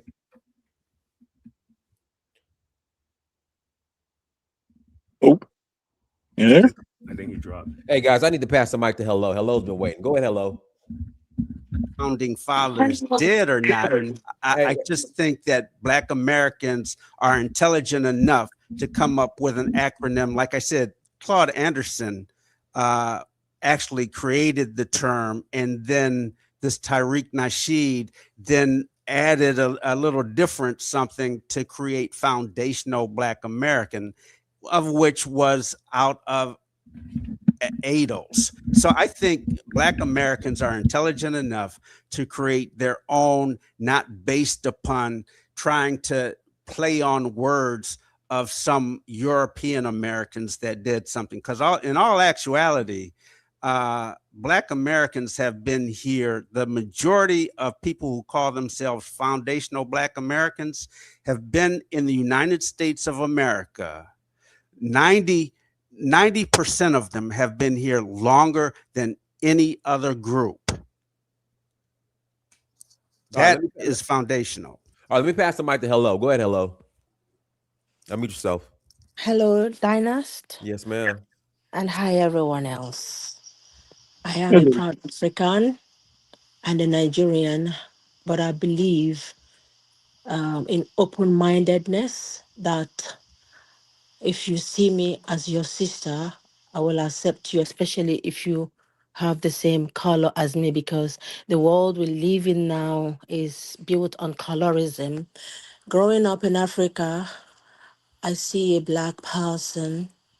I love them naturally without even thinking they are from the moon or from whatever. I just embrace them and love them. Unless they treat me disrespectfully, then I would engage with them one-on-one, in the best language they will understand. Today, after many years, what I'm hearing is heartbreaking, because there are a lot of faults from between the Black people, regardless which continent they find themselves. And I'm thinking, before Africa is inhabited by Africans, who were the people living on that land? We will all live on this land, and one day we all vanish. Maybe one day the Eskimos will be they will be in America. So I'm not saying that the FBAs shouldn't fight for their rights. Everyone should fight for their rights, especially for their children. Nobody wants to be wiped out. And I have one question to ask every person on this panel, right? Before the Europeans and the Africans arrived the land of America, who were the original settlers of America? And where are they today? Who is speaking for them? Do you think you have more rights than them? Yeah? You took their land from them. You wipe them out, and then you think you got them have the right to speak because you have the power to wipe certain people out. The world don't work like that. What goes around comes around. You should remember that. Do not be nasty to one another. Be together if you want to grow. But if you want to segregate yourself, you have to think really deep, because in the end, you will be shooting yourself in the foot. And when the chicken comes home to count, you are a minority. You need to think really hard what you're doing to yourself and your generations to come. Because if you're causing a divide for yourself, which I believe your forefathers never did, they had a vision, but for some reason political, you have decided to go wayward for some kind of things you think is funny or political. If you want to fight for your rights, fight just. Do not fight to trample on people you think you can trample on because you think they owe you or they hurt you. I mean, the Africans. Africans are not perfect. But America, to me, everyone is a visitor except the owners of the land. If they are not speaking, then fight your fight justly. Do not just pick on Africans.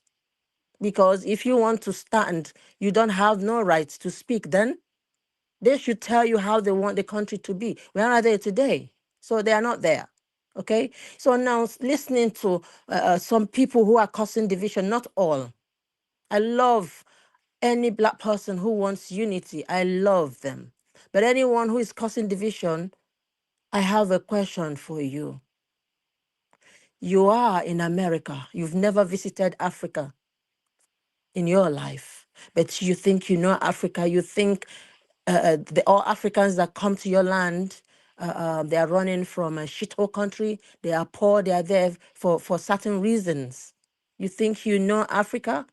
If you want to know Africa, come to Africa before you make your decisions. It doesn't stop you from fighting for your rights. They are two different departments. But don't hate on people who may not even understand your plight, who do not have ill feelings for you, who will welcome you with open arms and even give you their position when you come to Africa. They will even respect you more than their own tribe's person.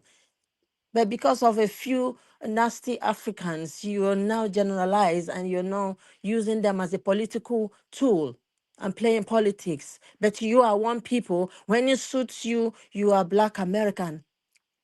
And when it doesn't suit you, you're not African. You need to decide what you really want. Don't be confused. Stay on point. Stick to what you want. And tomorrow will judge you. We judge all of us, actually. Which decision you make, there is always a result for any action. You take your action, you wait for the result when the time comes. Africans won't fight you, but you have greater enemies that have continued to subjugate you and trample upon you. Instead of you to focus on them, you're focusing on people that don't even have any political power. You think they're going to overthrow you. How? How? And then you make me think that an FBA, you dislike Africans. I'm just realizing it now. All my life, I've always loved all people that look like myself. Until recently on the social media, I'm seeing all these hateful words, wanting to disassociate. I don't mind, do it respectfully. And I'm thinking, these people do not like someone like me from Africa. Then if you come to Africa, I would think you want to colonize me because you do not like me. You want me wiped out. And I believe you can even come to Africa in pretense, working for the CIA, but acting as if you are Pan-Africanist. I am really scared to welcome you into my home the way I see things now, because you want to a retaliation. You think that Africa owes you. You are bitter about Africans. You hate them so much that you want them gone from the surface of the earth. If they are gone, then what? If all Africans are removed from America, and then what? I think you're doing a little too much, sister. That I'm not doing to, I'm speaking my voice, Let darling. her finish, man. No, no, Let no. her This is my finish. voice, and my voice is strong. yeah, I Okay, just have to you interject have that. your right to speak your voice. This is my voice, and nobody on this surface of the earth can shut me up. I stand on my voice. I'm not rude. I am saying if all Africans are removed from America, your problem is still there. What are you going to do? This is just the beginning. You to think. Hello. Africans leaving all America, your problem is not solved. If mulattoes leave, the South Americans, everyone leaves that are Chinese and other ethnicities or whatever they look like, leave America, your problem is not gone. There is a fabric dysfunctionality that you live in that you have to fight. Africa is not your problem. You're just using them as a banter. We know that. But this hate is not going to help us. There are good Americans that's supposed to come to Africa. But if you come with this mindset, you want to colonize us and you want to make us pay for something. Don't forget what you're doing, that it has repercussion. It's not about having all the resources now and all the weapons now. They say in my dialect, tomorrow is pregnant. You do not know what child it will give birth to. Thank you. Okay, so Well No, no, said. appreciate you, sister. I got to pass this. Go ahead, Shaw. So just touching on that, this conversation feels like we're close to being on the other side of that whole FBA African diaspora war thing. 4 years ago, maybe 3 or 4 years ago, a petition of 1,000 signatures was signed to say that to label FBA as a hate group at that time, and this all took place on another social media app. It didn't go through, but what spurred that is that the FBA group, the leadership in this one sect and probably at that time was the main talking people were talking in this particular group for majority of FBAs at that time. It's gotten a little bigger than that. But what spurred that whole thing on is that they said, well, they were going to call ICE immigration on this young brother who was from Ghana, who had American, naturalization or whatever, right? So nothing would have happened. However, since they were going to use immigration, then the other group, which I was part of, Pan Africanist group, said, "Well, we're going to label you a hate group," because they had a lot of vitriol. Well, that didn't go anywhere either. They weren't labeled a hate group. They didn't call ICE on the person or immigration. Now, imagine had they done it today. Had they done that same thing today, could have been a very different story. Long story short, out of the couple of years that we have been doing that, probably only heard one person in that group said that they wanted to wipe every African off the face of the earth. And I know exactly who that was. Other than that one person, out of the maybe 100 or so, or 200 or 300 or so so-called FBAs, he was the only one that said that. I'd never heard anybody speak that level of vitriol. So for me to say that level of vitriol, to bring that up is to exacerbate the problem and injure wounds.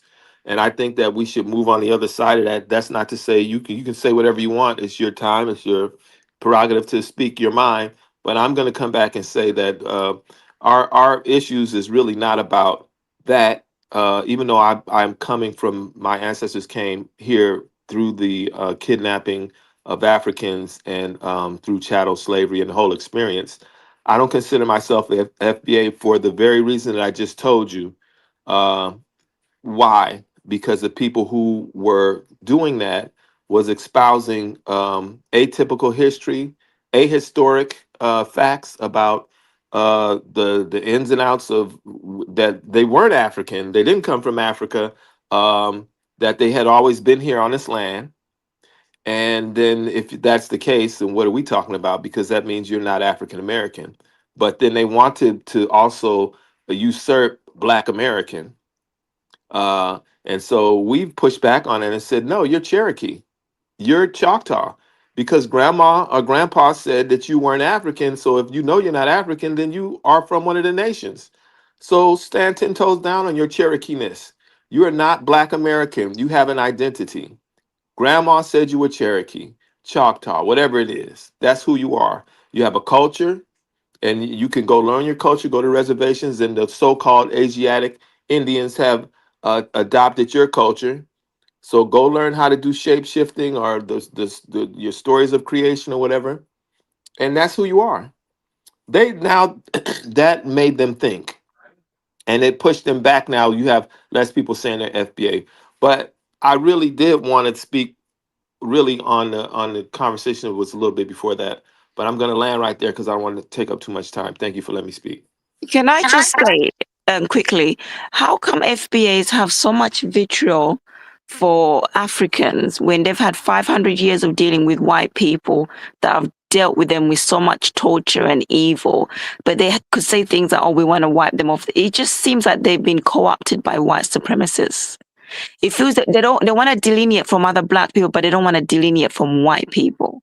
They say that they are native to There the you land, go, but then they doing the also want same thing reparation that the for Civil slavery. Sister did. They don't say they want to wipe all Africans off the face of the earth. That's exacerbating it. That's This is the stirring it energy they up. give. This Yeah, is but they don't make hundreds of videos online talking about how white people treat us, but they'll make hundreds of videos they're online not just saying they want to hating on wipe other Africans people. off the face of the earth, Well, though. We well, got it's to gonna stop get to that. that route. It's gonna get to that route where they're like, oh, you have No, it's not. hairlines. It's all very silly. No, And it you can be like, you're in love with the people who hated you the most. You don't want to what delineate from white people, which is even more strange because they should be the ones that have all your vitriol. So you need to work that out. I agree with you, Wildflower, but I think it is important to keep the facts as the facts though, with what they're actually like, they're accusing you of. We don't I hate think we that don't hate Africans, man. Well, we don't want Africans dead. That's a very extreme point. Most FBA Hey, Steve, is there a way you can love. turn your mic up? You're real low. Oh yeah. Most FBAs got love for Africans. For the most part, we don't hate Africans. We don't even think about Africans pretty much. Everybody's worried about surviving right now. The economy's bad. People worry about the rent. A lot of FBAs are struggling, and when that's you just when you say FBA, are you talking about the actual like group, or you just referring to Black Americans? Black Americans. Now, me personally, my mom is from Jamaica. My dad's from here. So I guess I could say I'm That both. disqualifies you, sir. You No, are that not don't. FBA. My I don't. dad is 7 generations in America, dog. No, I'm telling, 7 generations. but according to Stepdad. Tariq Nasheed, your leader, you are not FBA. You are Tether. I'm I not. don't. I I'm don't. not. You shut the fuck up, dog. Come see me in the street. Bro, Also, relax, man. Tariq's wife Relax. is half What I'm Polish. at? She's not FBA. Tariq's wife No, is half Polish Jew. She's not FBA. So I don't know how he has this whole No, movement. you being It's a Yeah? bunch of He has a wife contradictions. that is half Polish Jew. Is dog. she FBA? So anyone can be FBA then. Man, my grandfather served in the Korean War. bro, What you relax, man. talking Nobody. about, dog? You're American, man. Relax. What I was trying to Well, ask, because I want to see if you're speaking on behalf of the group when you say that, because I think what she's referring to are the people online that claim to be part of that society. They're the ones that's coming with all the vitriol. That's what she's responding to, not just but they're us as also not just. saying that we're all FBA. That we're Well, and the FBAs are saying that if you're African American and they hate that word African, it's like kryptonite to them. And this is where you really begin to see the problem. The problem is in hating the self and hating the fact that you are of African descent. For Oh, some okay. I got reason, they got a you. problem with that. And that's why they say now they're down to 20,000. Only 20,000 Africans were brought to the United States from Africa. They're Oh, okay. literally saying only 20 to 30,000 Africans were brought from Africa directly into the United States as Oh, my enslaved brother, my brother. people. I apologize. I apologize because I love my African roots, man.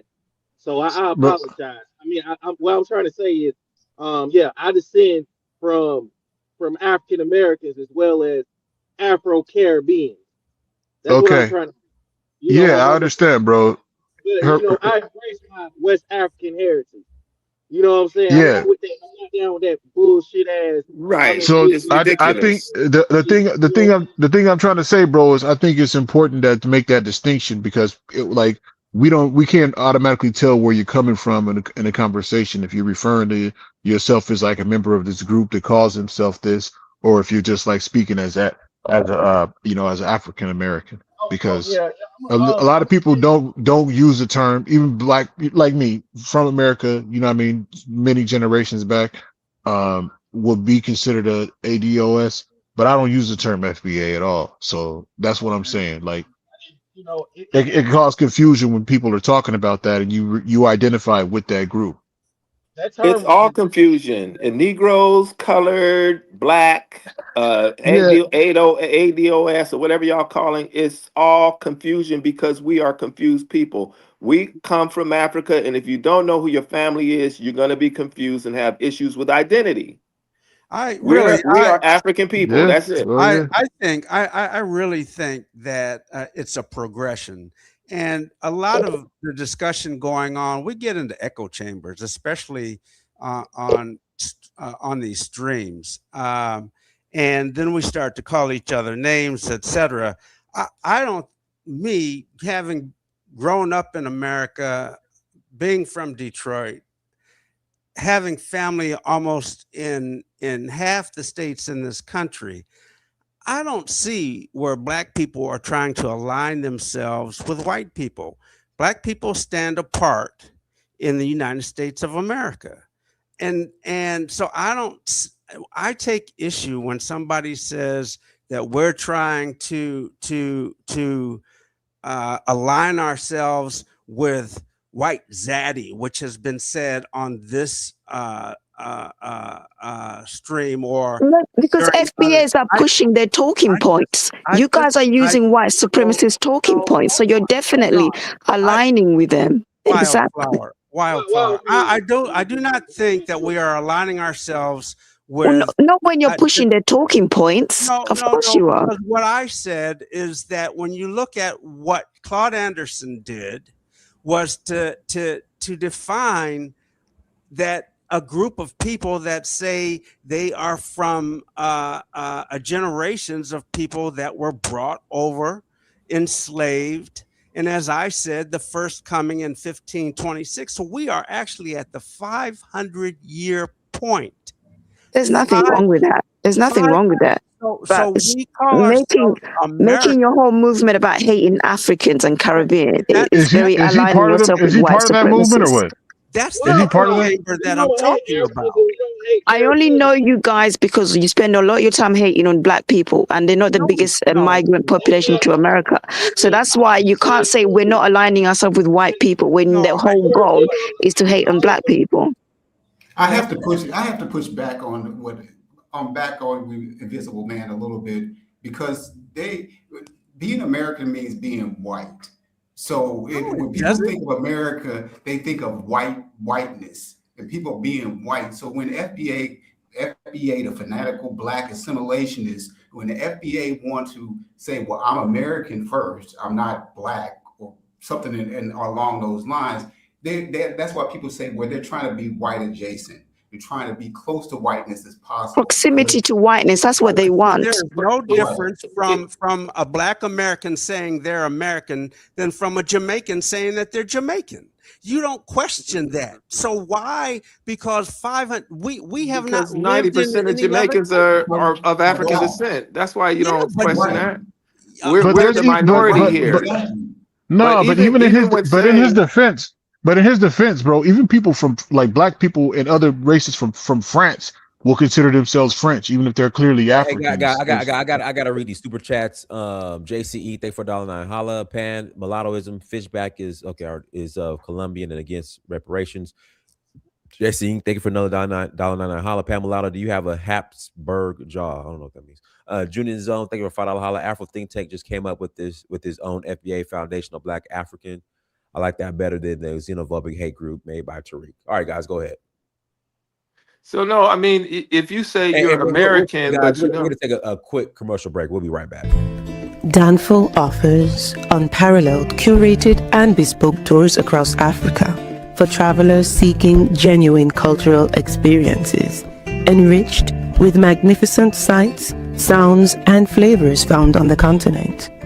Each trip is reliably curated to ensure visitors are gifted with an immersive and authentic adventure.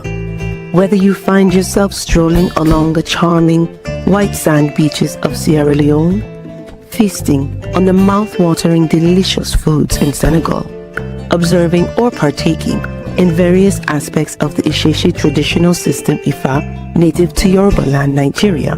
With Danfo, you will rediscover a fulfilling sense of kinship to the true heart of the motherland, her communities. Our core values focus on integrity, quality, safety, and sustainability. We are uniquely committed to assisting with the advancement of African infrastructure and promoting African businesses, so both travelers and the communities they visit receive beneficial exchanges. At Danfo, we understand the importance of connectivity, and we have created a model which provides bespoke experiences based on your passions or hobbies. With us, expect a long-lasting spiritual bond between you and your destinations. Live, love, Danfo, Africa. To learn more, visit danfo.africa.